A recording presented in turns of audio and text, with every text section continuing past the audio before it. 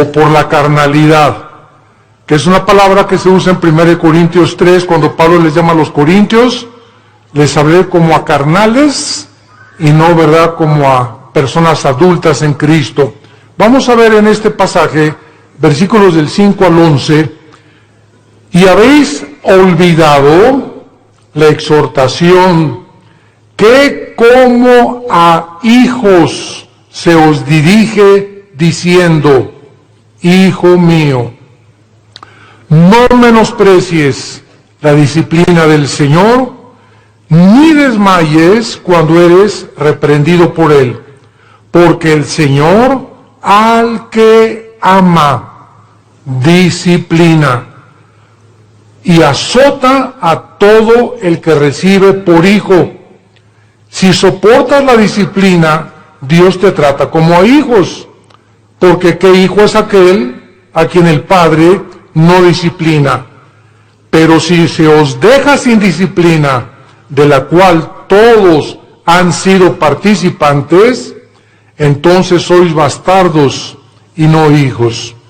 Por otra parte, tuvimos a nuestros padres terrenales que nos disciplinaban y los venerábamos. ¿Por qué no obedeceremos mucho mejor al Padre de los Espíritus y viviremos? Y aquellos, ciertamente por pocos días, nos disciplinaban como a ellos les parecía, pero para lo que nos es provechoso, para que participemos de su santidad. Es verdad que ninguna disciplina al presente parece ser causa de gozo, sino de tristeza, pero después da fruto apacible de justicia a los que en ella han sido ejercitados. Este es uno de los pasajes más ilustrativos de la Biblia, de la forma como Dios trata a todos nosotros, a todos los que nos llamamos cristianos por su gracia y su misericordia. Desgraciadamente, muchos cristianos creen equivocadamente que puedes seguir viviendo una vida cristiana de negligencia espiritual, sin preocuparte por discipularte, ni estudiar seriamente la Biblia, ni tener diario devocionales, ni tampoco una vida consistente de oración. Sin embargo, muchas de estas personas que tratan de vivir esta vida, estos cristianos, ignoran, como por eso comienza diciendo que ya se les olvidó la exhortación que vas a ser disciplinado si no vives de acuerdo a la forma como Dios ha diseñado para que vivas. Pero vamos a ver en este estudio en qué consiste esta disciplina. ¿Cuáles son las bendiciones tan grandes, tan enormes, que los cristianos se están perdiendo por vivir esa clase de vida? Y podemos preguntarnos también, ¿estos cristianos tendrán consecuencias después de la muerte? Porque tendrán consecuencias en esta vida y hay consecuencias después de la muerte también. O sea, que todos vamos a llegar al cielo y todos vamos a ser recompensados de la misma manera. ¿Qué cosa es lo que Dios usa como disciplina a los cristianos que le han querido abandonar? A los cristianos que le han dicho, Señor, en 3 meses nos vemos. Déjame irme de vacaciones y reventarme en las vacaciones, etcétera, etcétera, y después de la Navidad te vuelvo a ver, ahí en enero tengo una cita contigo en la iglesia, Señor. El primer domingo comenzamos otra vez la vida cristiana. ¿Cuánto tiempo cree un cristiano o cristiana, desde luego, que puedes vivir sin que Dios haga algo para regresar otra vez a tener la comunión con Él? Vamos a ver todas estas respuestas en la Biblia y vamos a comenzar con la apostasía. La palabra apostasía, apistemia en el griego, significa salirse del camino, apartarse del camino o vulgarmente brincarse las trancas. O sea, la Biblia diseña a la iglesia como un corral donde Cristo es el pastor, nosotros las ovejas, y cuando una oveja se quiere saltar del corral, pues ¿qué pasa, verdad? Pues es que yo quiero encontrar otros pastos, engañada de que fuera del corral hay mejores pastos o mejor vida, lo cual es completamente mentira, porque fuera del corral están los lobos esperando comerse las ovejas. Dice el cuento que había una ovejita que le llamaban la rebelde de Tlanepantla. Y esta ovejita se brincó una vez el corral y fue el pastor por ella y se la trajo cargando. Y se brincó 2 veces el corral y el pastor fue por ella. Y la tercera vez que esta ovejita de Tlanepantla se brincó el corral, entonces el pastor fue y le rompió una pata a propósito. Y le dijo, prefiero que aquí dentro del corral estés cojita y manquita a que te salgas y te vuelva a comer el lobo. Entonces muchas veces Dios tiene que recurrir, como lo vamos a ver, a disciplinas extremas, que son muy raras veces. Pero Dios prefiere 1000 veces, y Cristo lo dijo en Marcos con estas palabras: es mejor que entres al cielo cojo y ciego y manco, a que entres entero y te vayas al infierno. Veamos pues entonces que dentro de la apostasía hay 2 clases de apóstatas. Esto es muy importante. La Biblia nos advierte claramente que mientras más nos acerquemos al final de la segunda venida de Jesucristo, aumentará la tendencia a abandonar los principios cristianos. La presión del mundo sobre la iglesia, sobre tu vida y sobre mi vida, ejercerá dentro de ti por no estar lo suficientemente blindados, por no tener las suficientes convicciones firmes en nuestro corazón de lo que creemos, que vamos a ser seducidos por el mundo.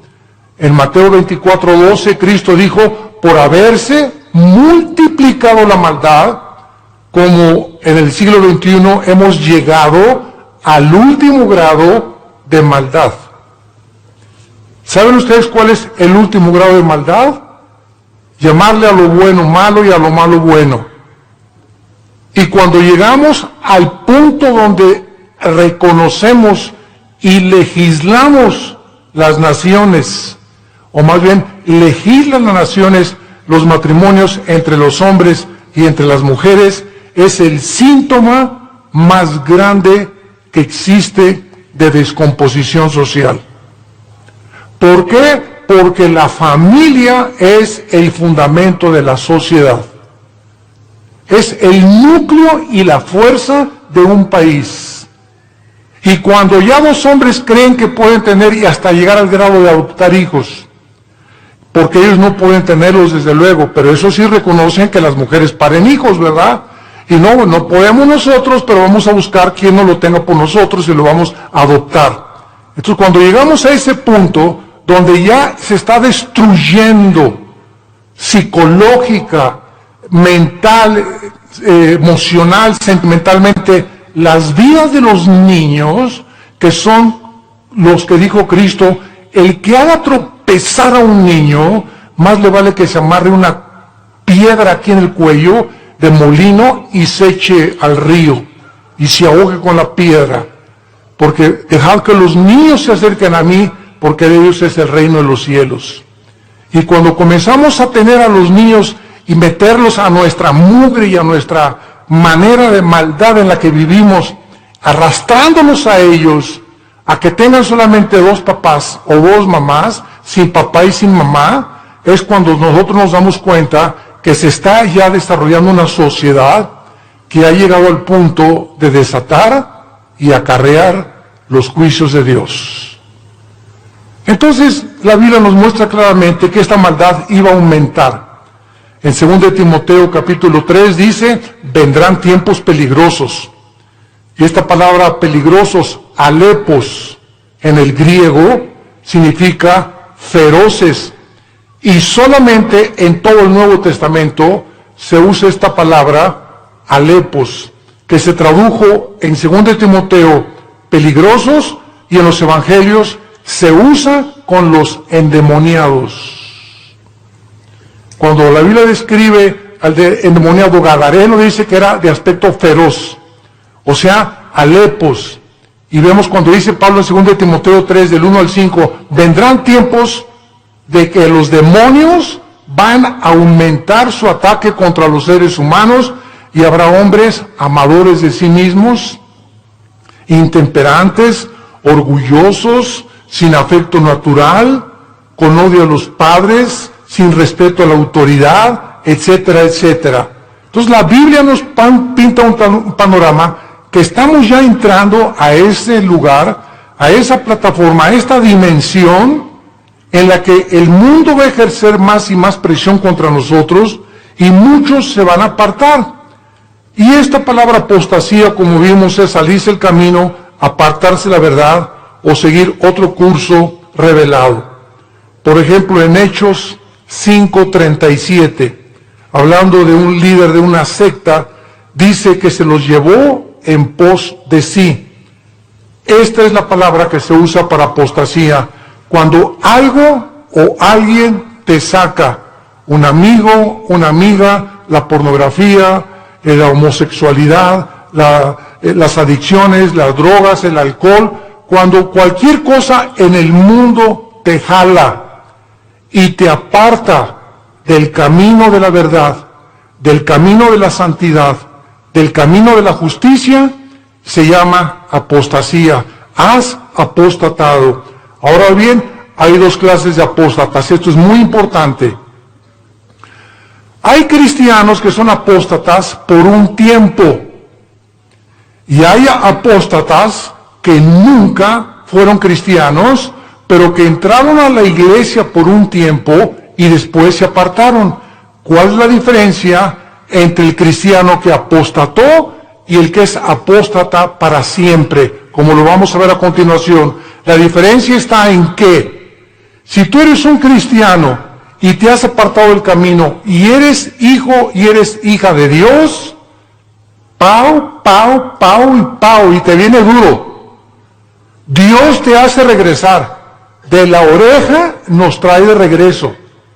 Pero si eres una persona que jamás recibiste a Cristo, pero fuiste a los estudios bíblicos, y fuiste a los desayunos, y tal vez algún día que hiciste una decisión por Cristo, pero realmente tus convicciones no eran firmes ni profundas, te vas a apartar del Señor, pero la diferencia está en que tú nunca vas a regresar al camino. Entonces, el cristiano que se aparta, Dios lo regresa por las buenas y por las malas, y lo vamos a ver. A muchos, Dios inclusive prefiere llevárselos a casa antes de que sigan lejos de Él. Entonces vamos a ver que hay cristianos que se mueren antes de que Dios termine su programa con sus vidas. Hay cristianos que se mueren antes de que acaben la misión que Dios les dio, porque solo Dios sabe que has llegado al colmo y no te vas a arrepentir, pero como eres hijo y la salvación no se puede perder, te lleva a casa antes de tiempo. Veamos en primer lugar algunos ejemplos de los apóstatas que nunca fueron salvos. Juan capítulo 13, el clásico ejemplo de Judas. Es increíble que yo he escuchado varias veces a muchas personas predicar o enseñar que Judas perdió la salvación por el amor de Dios. O sea, que fue salvo, pero que perdió la salvación. Vamos a ver qué dice la Biblia. En Juan capítulo 13, versículo 10 y 11, ya Cristo está a punto de entrar a la cruz y al huerto de Getsemaní, y les dice, el que está lavado no necesita lavarse, no necesita sino lavarse los pies, pues está todo limpio. Eso le estaba hablando a todos los apóstoles que eran salvos, que eran cristianos, como todos nosotros. El momento que recibes a Cristo, ¿quién nos lava? Dice la Biblia en Efesios 5 que es la palabra de Dios la que nos lava y la sangre de Cristo, ¿verdad? Y ahora, ya siendo cristianos, Dios nos da la responsabilidad de nosotros seguirnos lavando.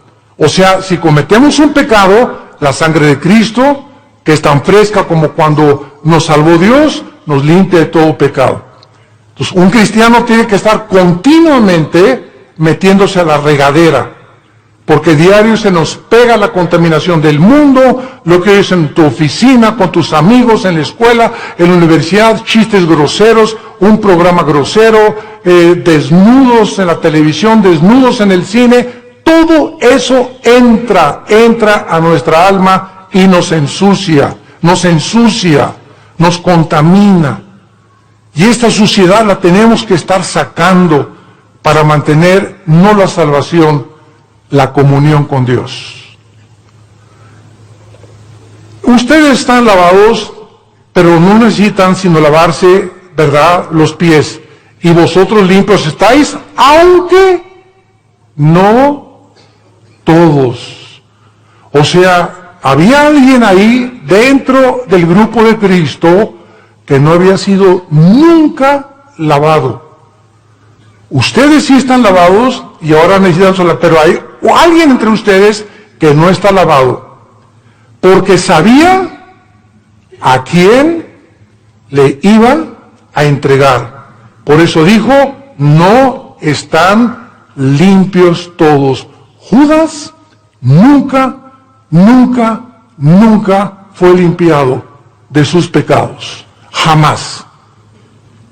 Versículo 18. No hablo de todos vosotros. Yo sé a quienes he elegido, mas para que se cumpla la escritura, el que come pan conmigo levantó contra mí su calcañar. Capítulo 17 de San Juan. Nos brincamos al capítulo 17 y aquí ya Cristo lo aclara, tan transparente como la luz y el sol. Dice Juan 17, versículo 12. Cuando estaba yo con ellos, o sea, Cristo está orando al Padre, está dirigiéndole estas palabras al Padre. Cuando estaba yo con ellos en el mundo, yo los guardaba en mi nombre. A los que me diste, yo los guardé. Y ninguno de ellos se perdió, sino el hijo de perdición, para que la escritura se cumpliese. O sea, nunca Judas estuvo bajo el cuidado de Cristo. Nunca, jamás. Los guardó de Satanás y los guardó del mal. Cuando vino Satanás a atacar a Pedro, ¿se acuerdan? Que le dijo Cristo, oye, Satanás ha pedido tu alma para zarandearte. Y Pedro, muy macho, no, yo no me voy hasta la muerte contigo.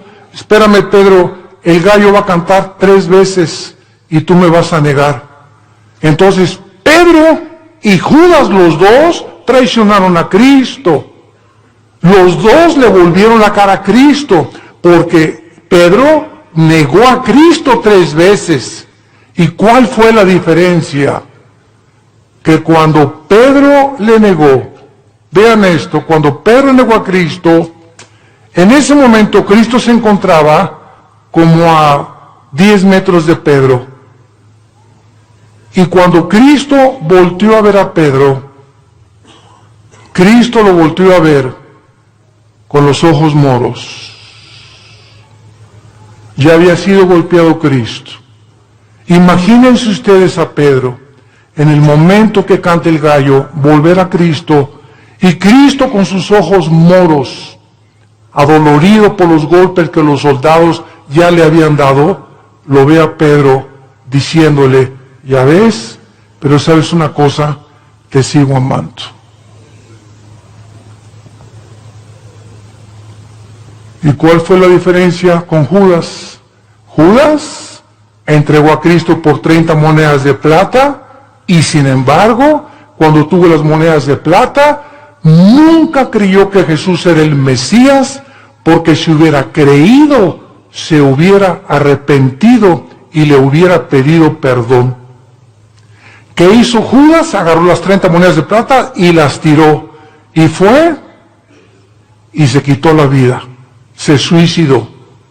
Se colgó de un árbol. Dice en Hechos capítulo 1 que se rompió, ¿verdad?, la rama del árbol y cayó de las piedras y todas se estripó completamente. Murió ahorcado y con todo el vientre abierto, comido por los gusanos. Así acabó Judas. Judas nunca, jamás fue salvado.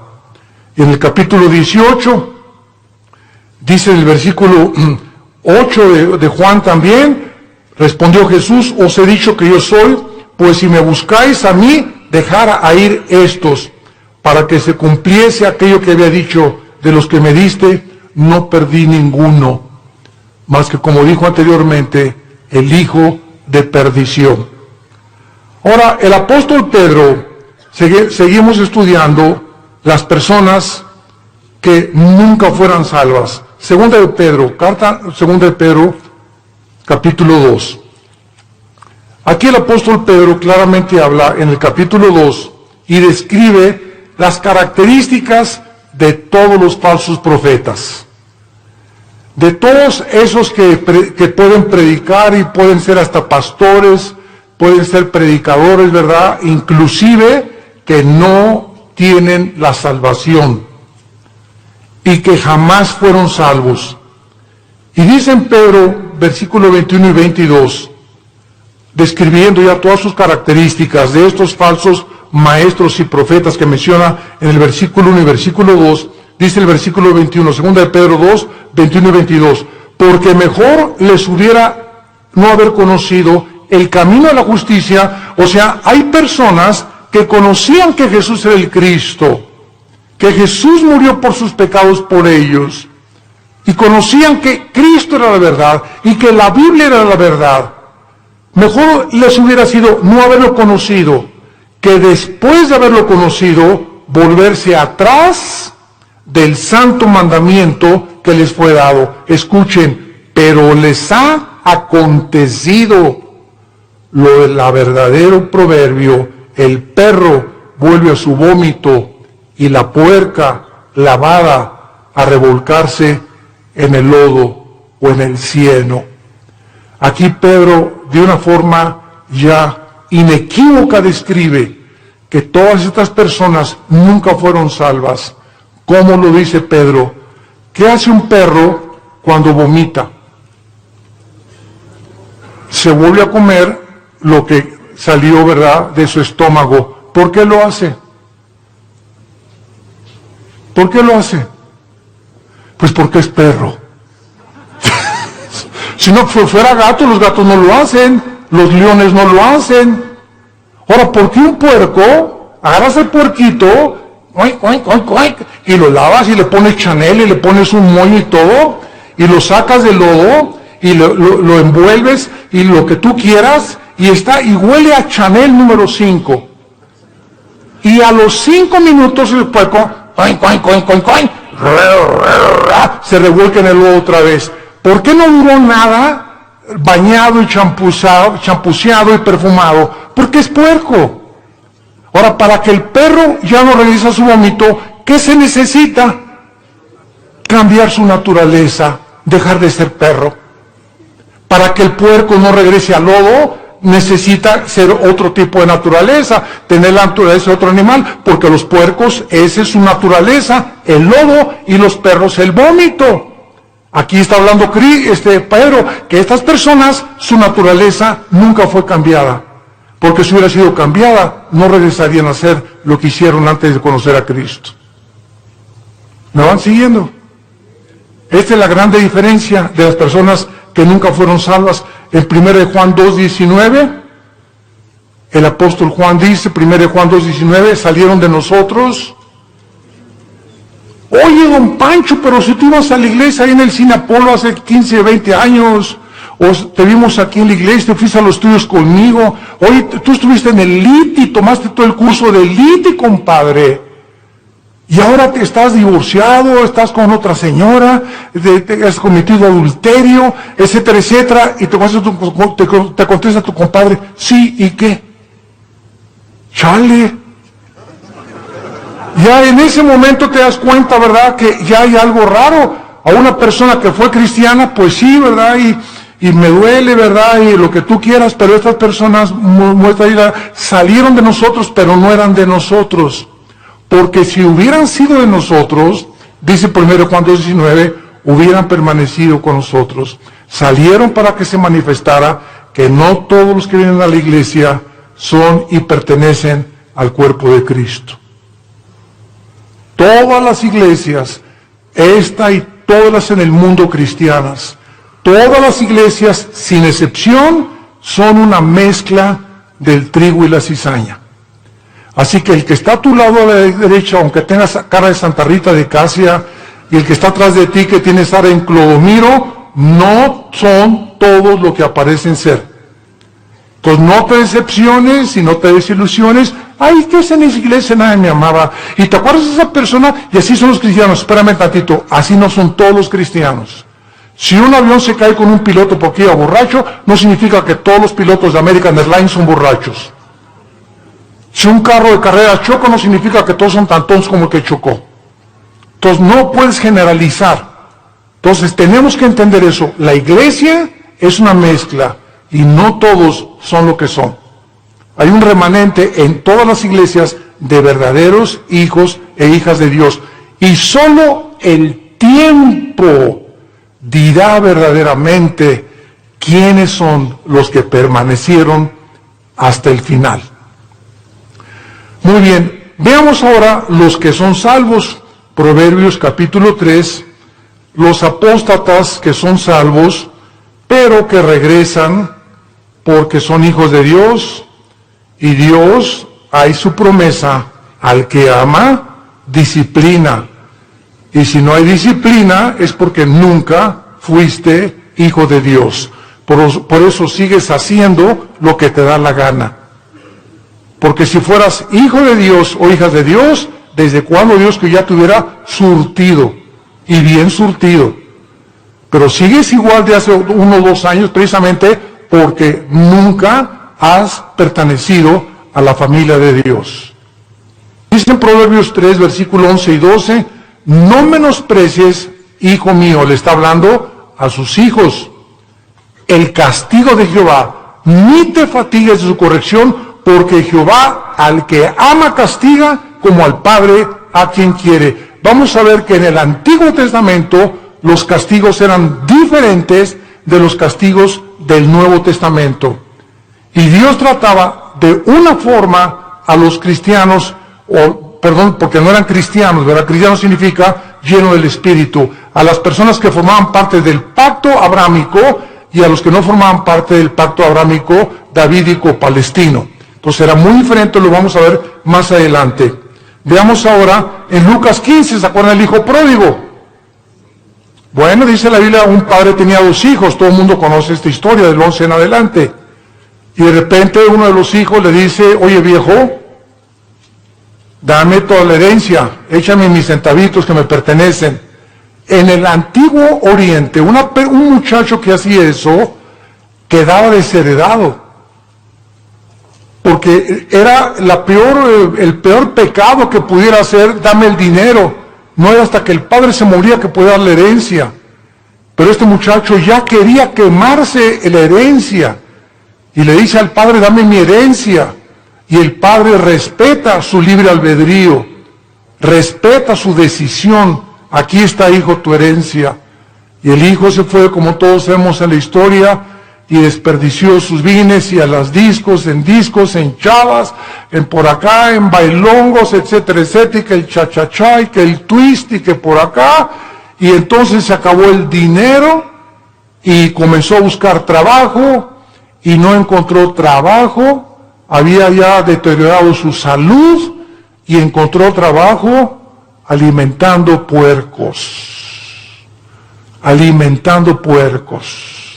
Y entonces fíjense ustedes, estando el hijo pródigo en la condición en la que se encontraba, alimentando puercos, de repente algo pasó en su vida. ¡Pum! Algo lo hizo despertar y ver la realidad de lo que él había hecho. Y no en todos, a muchos Dios los deja.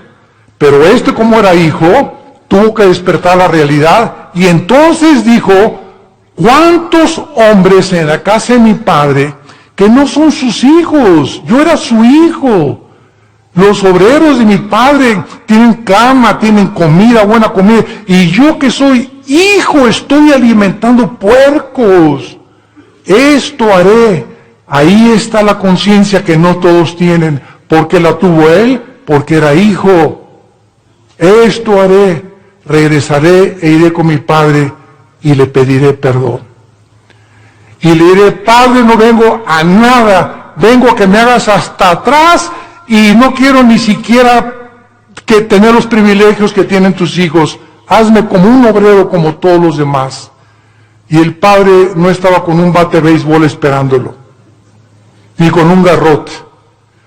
El padre se retrata en la Biblia, en este pasaje, que siempre todos los días, con sus brazos abiertos, mirando al horizonte, siempre esperando y sabiendo que como era su hijo, tenía que regresar algún día. Y Dios sabe que nosotros, cuando nos alejamos de Él, siempre nos está esperando a que regresemos. Que le pidamos perdón, porque nos ama, está enamorado de nosotros. Dios está enamorado de nosotros. No te imaginas cuánto te ama Dios. Que dio a su Hijo. A su Hijo lo dio por ti y por mí, para que tú y yo jamás nos alejemos ya de Él. Y cuando nos alejamos, Él prefiere 1000 veces dejarte cojo, manco, hacer algo para que regreses, porque eres su hijo. Y nunca, nunca, nunca nadie nos podrá separar de Él. Nadie, porque somos sus hijos. Y el padre gritó, traigan el mejor becerro y vamos a hacer una fiesta, y traigan un anillo y pónganselo en el dedo, y traigan las mejores ropas, que significa la justicia de Cristo. Y entonces, ¿por qué el hijo regresó? Porque nunca perdió su calidad de hijo. Nunca. Y este es un ejemplo clásico de una persona que es hijo, se aleja de Dios, pero regresa a Dios. Porque somos hijos, tenemos que regresar. Tarde o temprano nos convence Dios para regresar con Él. Y si no nos regresamos, y si lo que nos hace Dios para regresarnos no nos sirve, nos prefiere llevar a casa, antes de que el camino sea blasfemado por tu culpa o por mi culpa. Veamos otro ejemplo en 1 Corintios 5, vamos al Nuevo Testamento. 1 Corintios 5. Aquí está un caso tremendo de un muchacho que pues no era como nosotros, ¿verdad? Nosotros tenemos la Biblia completa. La iglesia de Corinto era la iglesia más carnal de todas las iglesias del Nuevo Testamento, pero eso sí, tenían todos los dones, pero eran carnales. Dice 1 Corintios 5, de cierto se oye, dice Pablo escribiéndoles, que hay entre ustedes fornicación. O sea, me han llegado noticias de que en la iglesia hay inmoralidad. Y tal inmoralidad o tal fornicación, cual ni aún se nombra entre los gentiles, o sea, ni en las personas del mundo, tanto que alguno tiene la mujer de su padre. O sea, había un miembro en la iglesia de Corinto que estaba teniendo relaciones con su madrastra, con la mujer de su papá. Y dice Pablo, y ustedes, les habla a los líderes, están envanecidos, ¿no debieran más bien haberse lamentado para que fuera quitado de en medio de vosotros el que cometió tal acción? O sea, Pablo dice, oigan, ¿por qué no han reaccionado? Ustedes están conscientes que este muchacho está teniendo relaciones con su madrastra y lo dejan seguir asistiendo a la iglesia. ¿Y qué no debemos de correr? Pues traerlo para enfrente, ¿verdad? Y enfrentarlo con su situación. Ahora tenemos la Biblia y nos damos cuenta que los líderes, cuando sabemos que alguien viene pecado, la iglesia es un hospital y te vamos a ayudar. Pero cuando sabemos que alguien insiste y sabemos que alguien, por ejemplo, si una señora me dice, mi esposo tiene ya 6 meses que es adúltero, hermano, pastor, y ya hablamos nosotros con el esposo, los pastores, y le dijimos, mira, estás viendo el pecado, y sabemos que sigue en adulterio, la disciplina de Dios es decirle a esa persona, tú no puedes entrar a la iglesia, porque puedes entrar porque es un hospital, si colaboras con el doctor para que te cure. Pero ¿de qué te sirve ir al hospital? A que te pongan benditas y que te pongan curitas, y saliendo del hospital te las arrancas y te las quitas. Y regresas con el doctor, oiga, ya le he puesto 3 curitas, pues es que no me gustan, entonces ¿para qué vienes conmigo? Si no quieres que te cure, ¿para qué vienes al hospital? Y así es la iglesia, un hospital de almas enfermas que necesitan sanidad de Dios. Y dice más adelante el versículo 3, ciertamente dice Pablo, yo, como ausente en cuerpo, pero presente en espíritu, ya como presente he juzgado al que tal cosa ha hecho, en el nombre de nuestro Señor Jesucristo, reunidos vosotros y mi espíritu con el poder de nuestro Señor Jesucristo, el tal sea entregado a Satanás para destrucción de la carne. Vean ustedes con mucha atención lo que sigue, a fin de que el espíritu sea salvo en el día de Cristo o en el día del Señor. ¿Qué estaba diciendo Pablo? Que cuando una persona es disciplinada por los pastores en la iglesia y es sacada de la iglesia al mundo, lo sacas del corral, afuera del corral están los lobos. Y Dios le da el permiso a Satanás de atacar a esa persona y quitarle la vida. Y quitarle la vida. Pero el espíritu es salvo porque era hijo de Dios. A fin de que el espíritu sea salvo.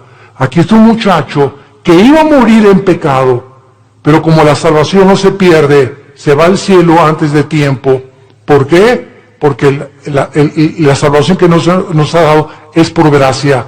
Para que nosotros seamos salvos y entendamos esto, no puede haber ninguna obra buena antes de la salvación, ni ninguna obra buena después de la salvación, para que nosotros seamos mantenidos siendo salvos. Cuando alguien me dice que la salvación se puede perder, les digo, bueno, es que tú no has entendido el pacto de Dios. Antes de Cristo, ¿cómo fuiste salvado? ¿Qué hiciste para ser salvo? Nada, no hizo nada, y Dios te salvó. Bueno, ya eres salvo. Y ahora me dices que ahora me tengo que hacer buenas obras para mantener mi salvación. No, de ninguna manera.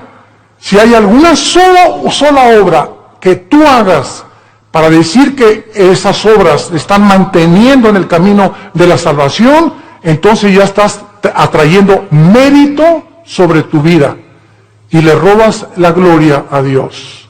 Las buenas obras que hacemos después de que somos salvos no son para mantener la salvación, son como el fruto de nuestra santificación.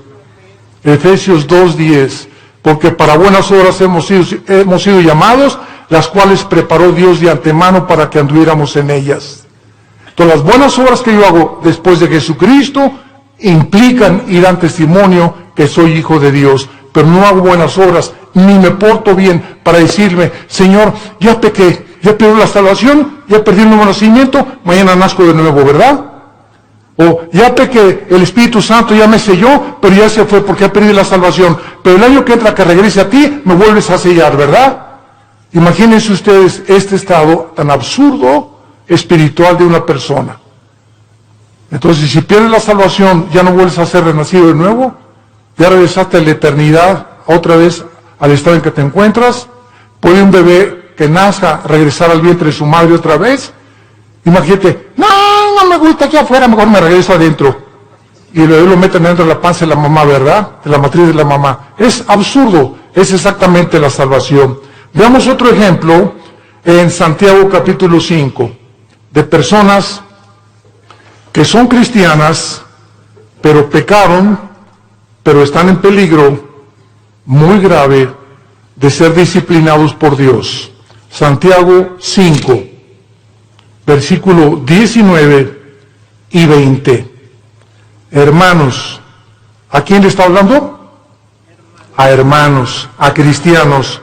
Si alguno entre vosotros, o sea, entre los hermanos, se ha extraviado, o sea, se ha salido del camino, o ha apostatado de la verdad, y alguno le hace volver, sepa que el que haga volver al pecador del error de su camino, salvará ¿de qué? De muerte un alma y cubrirá multitud de pecados. Esto es lo que vamos a ver en 1 Juan 5, lo vamos a ver, esto es lo que se llama el pecado de muerte de un cristiano. Si tú ves que tu hermana o tu hermano anda por ahí afuera y nadie sabe más que es cristiano, pero tú vas, oye Jorge, ya no sigas así, hombre, ya no te la sigas tronando, ya no sigas acostándote con tu novia, Dios te va a disciplinar. Y si tú convences a esa persona de que regrese al pecado, lo estás salvando, porque si ese que tú vas a exhortar sigue ese camino, Dios no tarda en llevárselo a casa, antes de tiempo, o que le venga algo serio en su vida, para que lo haga recapacitar y regresar a Dios, o llevárselo a casa antes de tiempo.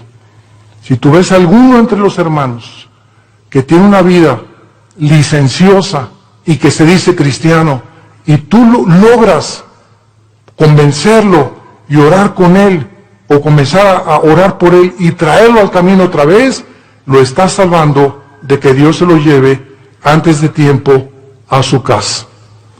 Ahora veamos otro ejemplo también de estas personas en 1 Juan capítulo 5.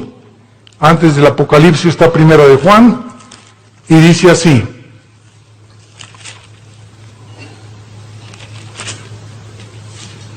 Primero Juan capítulo 5, versículo 16. Si alguno viere a quién, a su hermano, otra vez a un cristiano, si alguno viere a su hermano cometer pecado que no sea de muerte, pedirá a Dios y le dará vida. Esto es, para los que cometen pecado que no sea de muerte. Hay pecado de muerte por el cual yo pido que no se pida, o por el cual yo digo que no se pida. Vean ustedes la diferencia.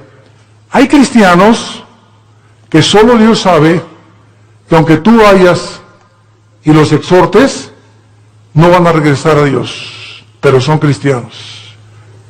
Están tan endurecidos y tan aferrados al adulterio, o a esto, o a la fornicación, o a aquello, que solo Dios sabe, que porque solamente Dios conoce el corazón, que no van a regresar.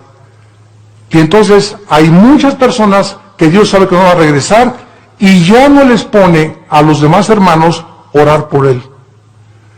Así que mientras tú tengas ganas de orar por alguien, significa que ese pecado no es de muerte todavía. Pero cuando ya no sientes orar por nadie, o por esas personas que andan en pecado, y tú ya tienes 1 mes o 2 meses que no oras por ellos, es porque el Espíritu Santo ya no te los ha puesto, porque ya no tarda Dios en llevárselos a casa. Esas son las personas que son salvas, pero que han cometido el pecado de muerte. Ahora veamos algunas causas espirituales por las cuales los cristianos se apartan de Dios.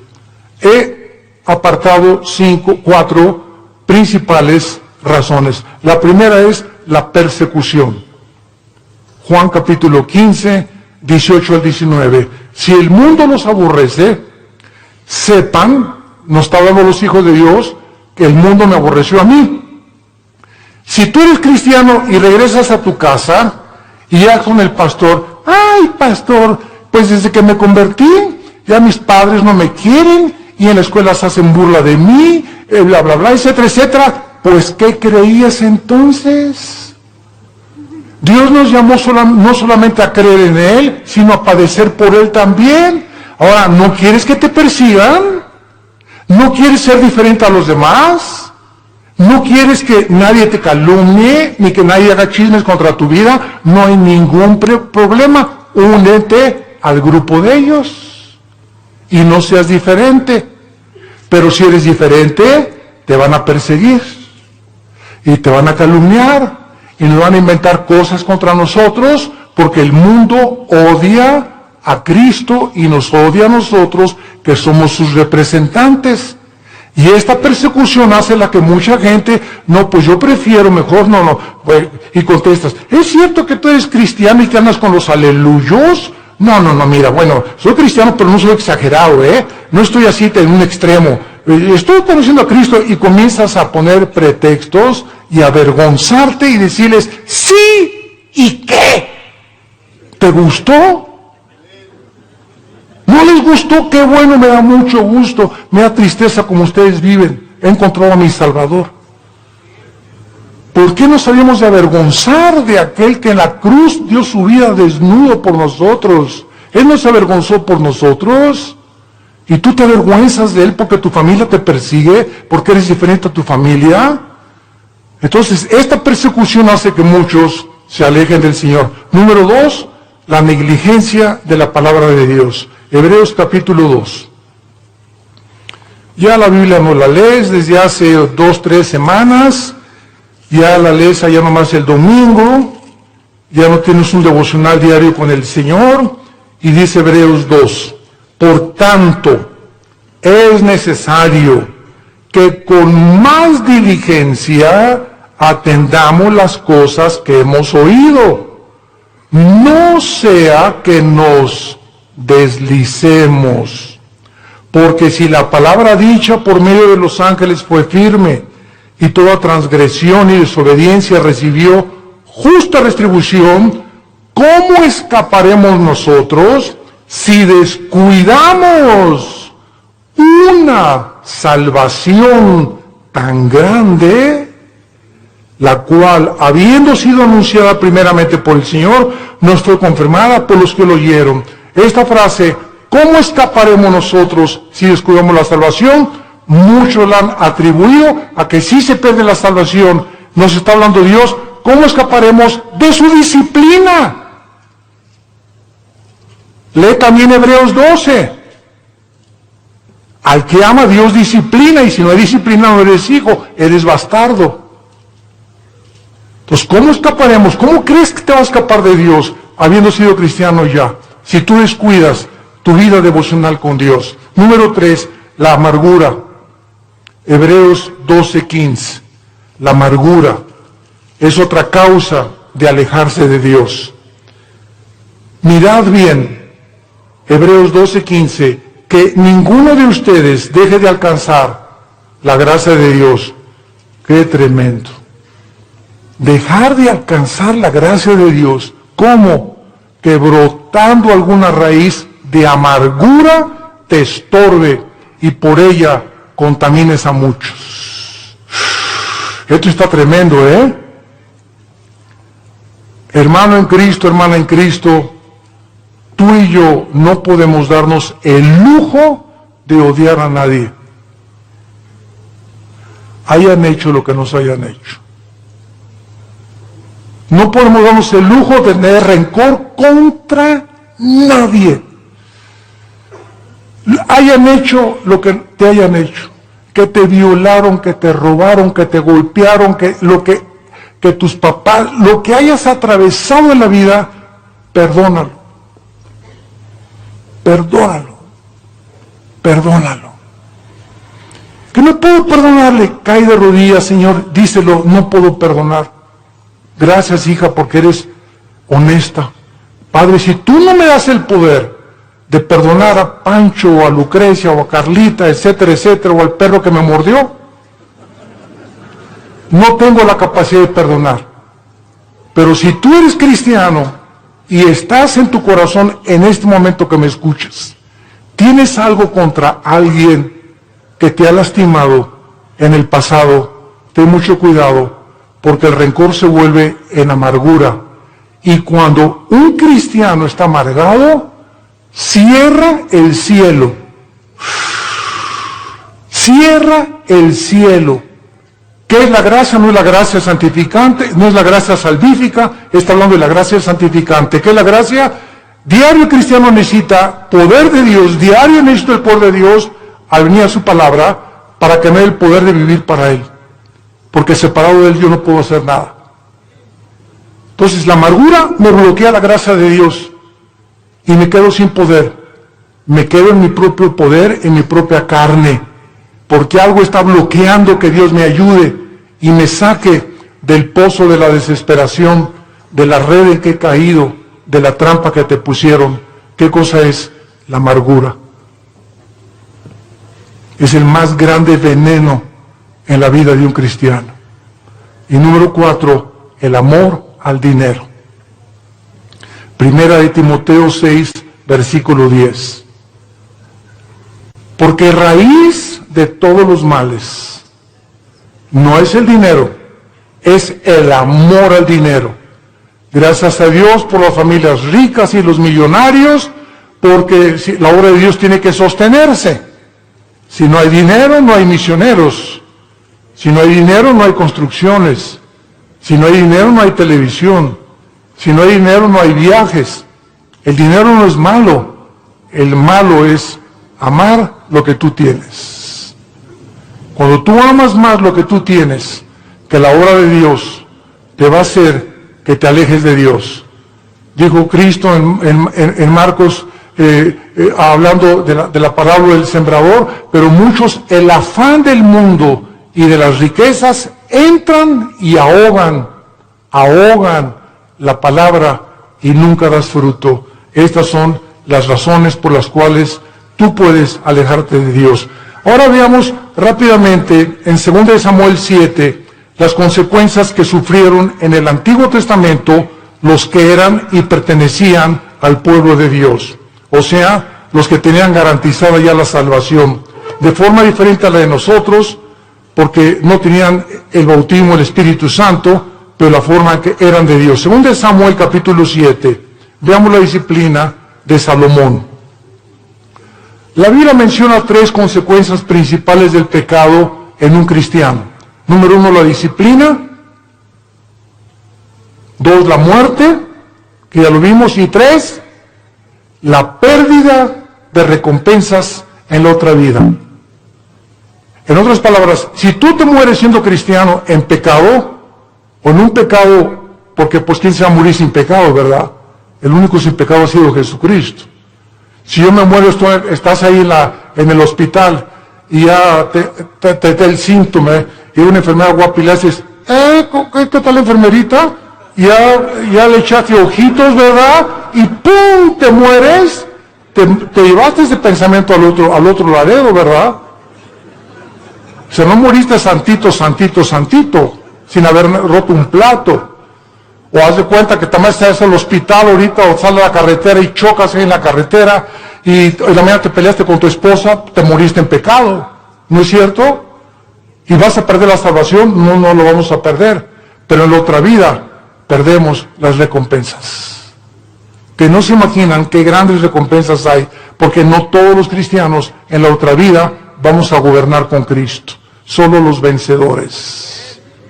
Y lo vamos a ver más adelante, para terminar. En 2 Samuel 7, 14 y 15, se le está dando las instrucciones a David y le dice, yo le seré el padre y él me será mi hijo.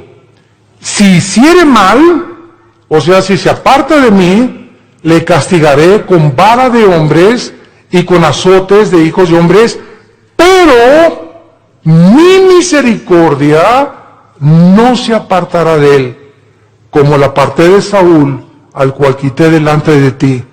¿Cuál fue la diferencia entre la descendencia de David y el rey Saúl? ¿Cuál fue la diferencia entre Pedro y entre Judas? En que aunque nosotros nos portemos mal, y aunque nosotros intentemos alejarnos de Dios, si somos hijos e hijas de Dios, su misericordia es más alta que los cielos. Y Dios va a hacer algo para que regreses y para que yo regrese a la comunión con Él. Y va a ser disciplina. La palabra disciplina es interesante porque viene de la palabra paidego, viene de la palabra pedagogo, que significa el que forma el carácter o el maestro. Entonces, ¿se acuerdan de nuestro pasaje en Hebreos 12? Dios al que ama disciplina, al que ama le forma el carácter a través de pao, y castiga también con azotes. O sea, Dios usa en la Biblia para formar nuestro carácter, y si somos tercos, pao. Azota al que recibe por hijo, y la palabra azotar en el griego es castigo físico. Algo va a tener que usar Dios, como lo que dice en uno de los salmos: no sean como los caballos, como los mulos, que el caballo tiene que meterle aquí un freno. El freno es un fierro con un puente, y cuando se le mete al caballo el freno y le jalan las riendas, el puente se le encaja en el paladar al caballo, y el caballo, cuando asocia el dolor, se para y le obedece al jinete. Si no se le aplica dolor al caballo, el caballo se desboca y sigue corriendo. ¿Y qué nos dice Dios? Necesito aplicarte dolor para que regreses a mí. ¿Quieres que te trate como a los caballos? ¿Como a los animales? Tú dime. Pero ¿sabes una cosa? Nunca quitaré mis ojos de ti. Te haré entender, por las buenas o por las malas, el camino en que debes andar. Sobre ti pondré mis ojos. Salmo 32. Y vemos finalmente en la vida de David, en 2 de Samuel, capítulo 12. ¿Qué fue lo que pasó con Samuel? Cuando Samuel, ¿se acuerdan ustedes lo que hizo David? ¿Qué hizo David? ¿Perdón? Pecó, mató a un soldado para quedarse con su esposa, el angelito. O sea, David era culpable de crimen, y David era culpable de adulterio, y se le llama, Dios mío santo, Jesús, María y José, el burrito que los acompaña, se le llama el varón conforme al corazón de Dios. ¿Cuántas veces en mi mente dieron tantas vueltas? Sí, el varón conforme a tu corazón, pa' su mecha, dije yo. Dios mío santo, pues entonces yo soy el santo de los santos. Y entonces, cuando creces en Cristo, comienzas a entender lo siguiente, ¿verdad?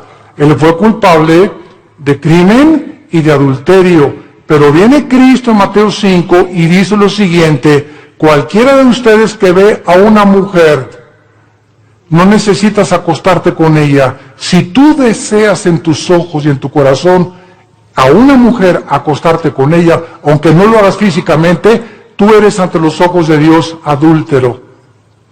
Ahora, nadie aquí puede decir que nunca ha visto a una mujer para desear estar con ella. No me digas porque ni San Jacobo lo pudo hacer. No seas mustio. Todos en alguna época de nuestra vida le hemos fallado a Dios. Y el que no le ha fallado a Dios, que levante la mano. Porque te llamaría el querubín de Tlanepantla. Entonces, no juzgues a David, porque si nosotros hemos sido adúlteros alguna vez en nuestra vida y Dios nos perdonó, no creas que por no acostarte con ella eres exento del adulterio. ¿Y cuántos de nosotros Él lo acusó por un crimen? Dijo Cristo: cualquiera que odie a alguien es culpable de crimen. Porque no es el acto, sino el intento del corazón lo que Dios juzga. Entonces, cuando yo entendí eso, me di cuenta, pues yo soy más pecador que David. Porque muchas veces odié a tantas personas, y cuántas veces decía a tantas mujeres, y tú me has perdonado, Señor. ¿Qué diferencia hay entre mí y David? No hay ninguna diferencia. Has tenido misericordia con todos. Y ahora todos nosotros somos varones y mujeres conforme al corazón de Dios, porque somos sus hijos. Y nos amó hasta la muerte en una cruz. Y dice en 2 Samuel capítulo 13, versículos 13 y 14. Para terminar, dice la Biblia, porque ¿a dónde iría yo con mi deshonra? Y aún tú serías estimado como uno de los perversos en Israel. Te ruego que hables al rey, que él me lo negará. Mas él no quiso ir, sino que pidiendo más, que ella lo forzó y se acostó con ella. Luego la aborreció a Amón con un gran aborrecimiento. Vemos nosotros aquí, cuando dice remover la misericordia, se refiere al pasaje donde el rey Saúl fue advertido que si obedecía a Cristo, él permanecería firme en su reino. Pero en cuanto le desobedeciera, perdería la misericordia de Dios, porque nunca fue hijo e hijo de Dios. Santos de Dios, tenemos nosotros ahora delante de nuestras vidas un panorama tremendo. Vale la pena permanecer en Cristo.